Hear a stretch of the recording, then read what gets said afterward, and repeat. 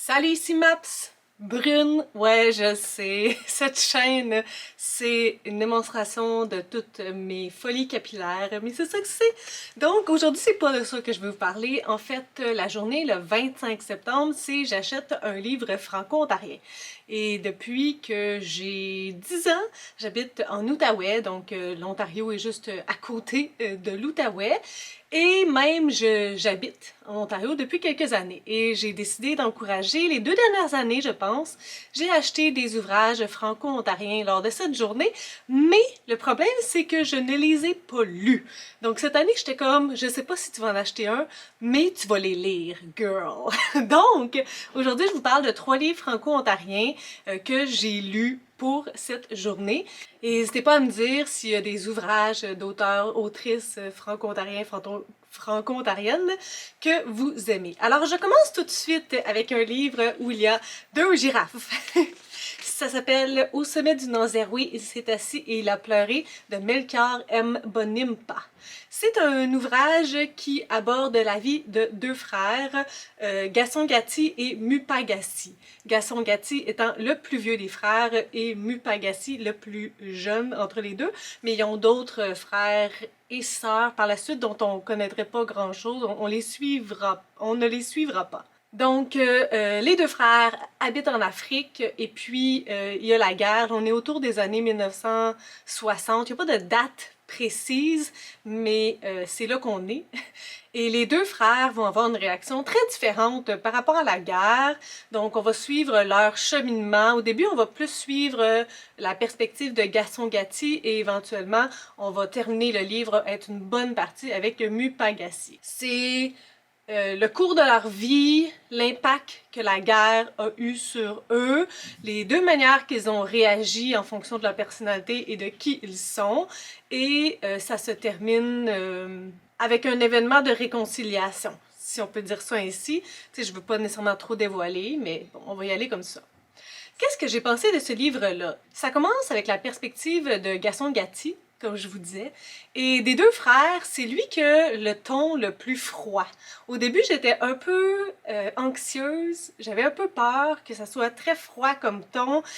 Je mélangeais beaucoup ce qui se passait, que ce soit Gaston Gatti ou Mupagassi. On dirait que ça n'avait pas tant d'importance. Donc, que ce soit un frère ou l'autre qui faisait telle action, c'était pas important parce qu'on n'était pas dans le psychologique des 2 frères. Donc, au début, je me suis dit, si c'est comme ça tout le long, je serai pas investie nécessairement, ça va être difficile, est-ce qu'on va rentrer vraiment dans la guerre? Qu'est-ce qu'on fait? Qu'est-ce qu'on suit? Où est-ce qu'on va? J'avais beaucoup de questionnements. Finalement, on parle de la guerre et de ses effets, mais on n'embarque pas nécessairement à pieds joints à l'intérieur. On suit un petit peu Gaston Gatti, mais le plus important et le plus intéressant, c'est surtout lorsqu'on commence à suivre Mupagassi. Et lui, des 2 frères, c'est lui qui est plus sensible, et lorsque j'ai commencé à lire sur son histoire et sur son cheminement, je voyais vraiment les 2 parcours différents des 2 frères. Donc ça a été un élément. Si vous commencez la lecture de ce livre-là et que vous êtes un peu comme moi, ça se peut que les premiers chapitres, vous soyez pas certain que ce soit un livre pour vous, mais essayez de continuer au moins jusqu'à Mupagassi et possiblement que ça pourrait s'améliorer. C'est aussi un roman qui aborde plein de choses, mais sans nécessairement aller au fond des choses. Donc, Gaston Gatti a décidé d'aller dans l'armée, va protéger son pays avec la force, avec les armes, tandis que Mupagassi, c'est vraiment pas ça qu'il prône et c'est vraiment pas ça qu'il veut faire. Donc, ils ont vraiment des cheminements très différents, des mentalités très différentes par rapport à la guerre, par rapport à leur pays, par rapport à qu'est-ce qu'il faut faire. Donc, ça aussi, c'est un processus intéressant. Et au fur et à mesure des années, ben, il y a cette possibilité-là d'éducation, il y a aussi la possibilité de la famille, leurs relations amoureuse. Donc c'est pas mal ça qu'on va suivre. J'ai beaucoup aimé suivre la vie de Mupagassi. Je me suis attachée à cet homme-là, puis c'était un peu comme atmosphérique aussi comme livre, mais c'est pas tant dans la description que plus dans l'environnement où est-ce qu'on est. Il y a aussi beaucoup de comparaisons entre la vie en Afrique, la vie ici au Canada. Éventuellement, Mupagassi va venir habiter à Ottawa, et la manière de vivre, l'université, les dépenses, la nourriture, l'écriture, la manière de penser, même sa femme. Je me souviens plus, Lakshmi, ses origines. Il me semble que c'est libanaise. Donc, on va avoir aussi un peu cette réflexion-là, et en fonction des différentes personnes, qu'est-ce qu'ils préfèrent, puis pourquoi ils habitent où ils sont maintenant. Donc, c'est un livre, au final, que j'ai bien aimé. Ça m'a embarqué là, dans ce petit chemin-là avec eux, puis avec comment ils ont réussi à faire leur deuil, comment ils ont réussi à passer au travers de ces événements-là traumatiques, ces événements-là anxiogènes, difficiles, et j'ai beaucoup aimé ma lecture. On continue avec Sans capote ni Kalachnikov de Blaise Ndala, que j'ai lu, que j'ai essayé de lire. Là, le résumé de ce livre-là, c'est pas chose facile. Disons que ça commence avec une femme qui a fait un film sur ce qui se passe en Afrique. Puis avec elle, il y a une femme dont c'est son histoire, et ils ont les honneurs. Ce film-là fait un carton, c'est une grande réussite, et ça met en lumière les difficultés de l'Afrique.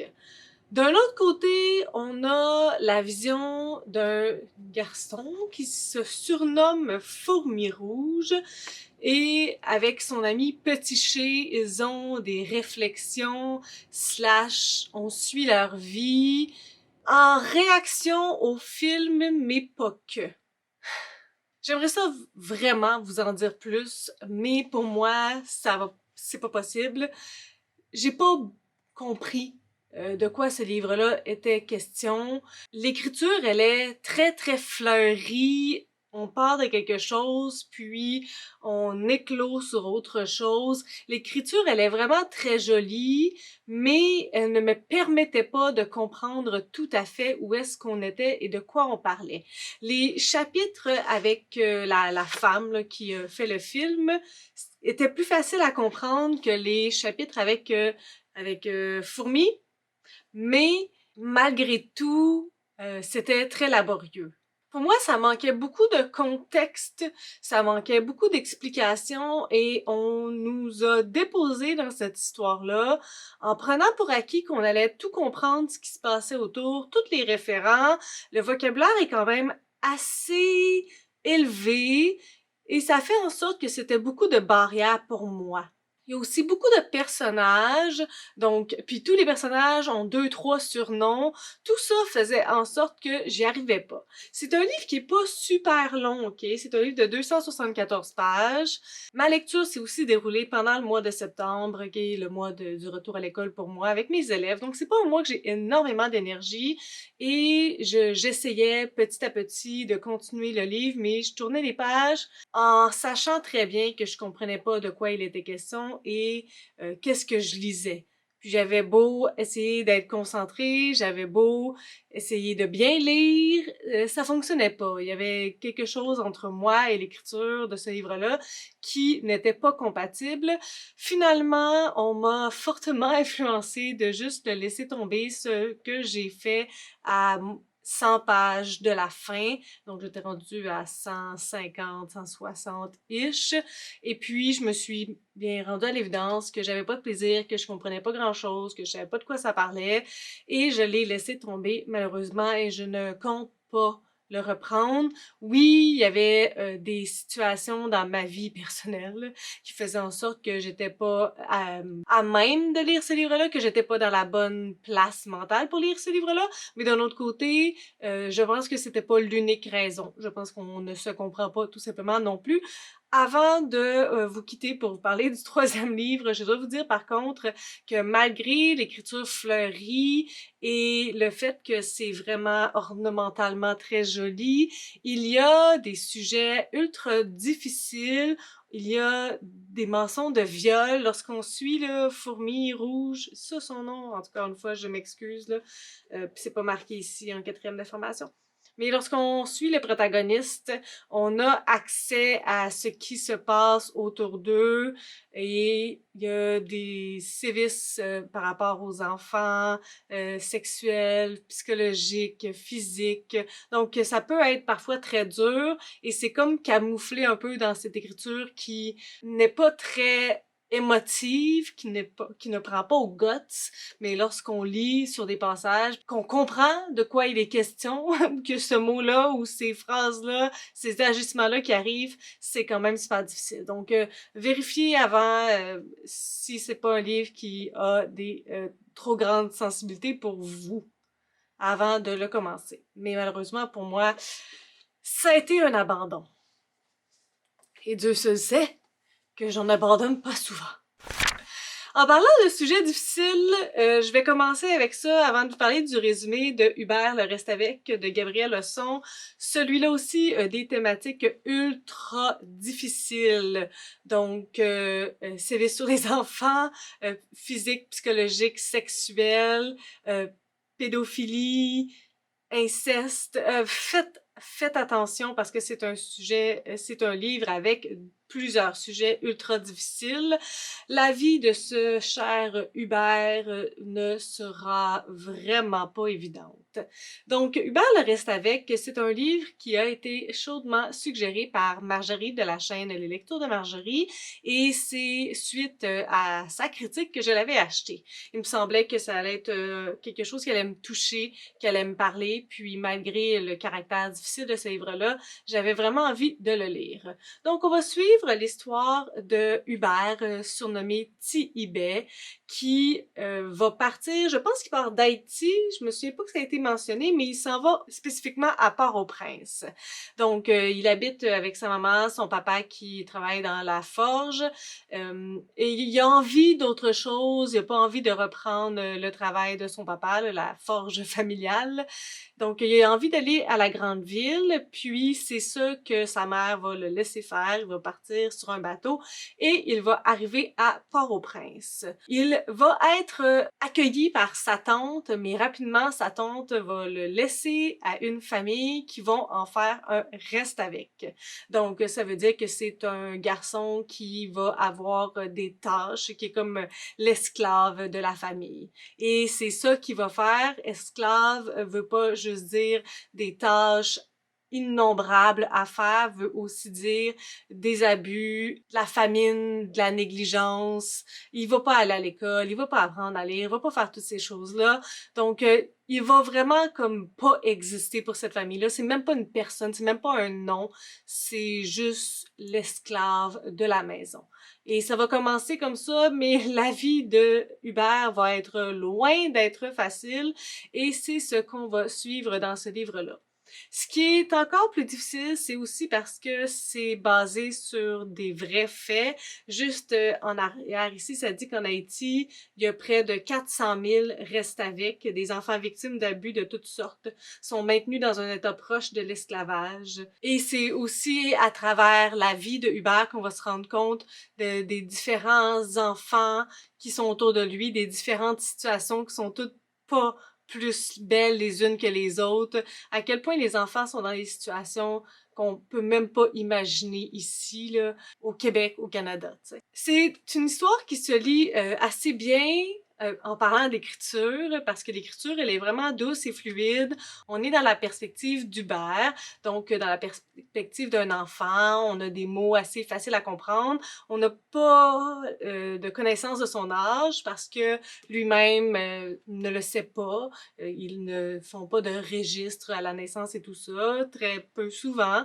Donc, on imagine que peut-être 8-10 ans, pas plus que ça. Et c'est sûr que la manière qu'il s'exprime, ça nous permet de bien comprendre tout ce qui se passe. On alterne à quelques reprises entre le présent et le passé. Il y a certains événements qu'on nous donne à goutte. Et au fur et à mesure de l'histoire, on comprend aussi l'entièreté de ce qui s'est passé dans sa vie et où est-ce qu'il est aujourd'hui. Encore une fois, comme je vous disais, il y a des sujets vraiment difficiles. Il y a un passage, particulièrement lorsqu'il commence sa vie de reste avec, des passages qui sont ultra difficiles. J'ai eu vraiment beaucoup de mal à tourner ces pages-là, à quel point c'était bien écrit, à quel point c'est juste horrible ce qu'ils font aux enfants. Puis définitivement, j'ai une sensibilité lorsque tout ça se passe sur des enfants, donc faites attention, il y a vraiment des moments qui sont très très difficiles. Sinon, c'est quand même un livre que je crois être ultra nécessaire. Ça me fait mijoter aussi que je préfère une vidéo là, de ces livres qui nous ouvrent les horizons, qui nous font réfléchir autrement, qui nous ouvrent à une réalité qu'on connaissait vraiment pas, puis pour laquelle il faudrait en savoir un peu plus. C'est un livre ultra nécessaire, je crois, là, dans la même veine que Coucoum, Le vent en parle encore. J'y ajouterais même possiblement le livre de Vivek Shraya, J'ai peur des hommes. On est dans 3 thématiques différentes, mais c'est un livre que je vous conseille vivement de lire pour son importance culturelle que ça a. Donc, finalement, un bilan pas si négatif pour mes 3 lectures d'auteurs franco-ontariens. J'ai bien aimé faire cette petite vidéo. J'espère que vous avez bien aimé aussi. Sur ce, si vous avez des suggestions, des critiques, de commentaires, n'hésitez pas à le faire en dessous de ma vidéo. Je publie des vidéos assez fréquemment dans une semaine. Si vous avez aimé cette vidéo, n'hésitez pas à mettre un petit pouce et à vous inscrire à ma chaîne. Sur ce, je vous souhaite de bonnes lectures.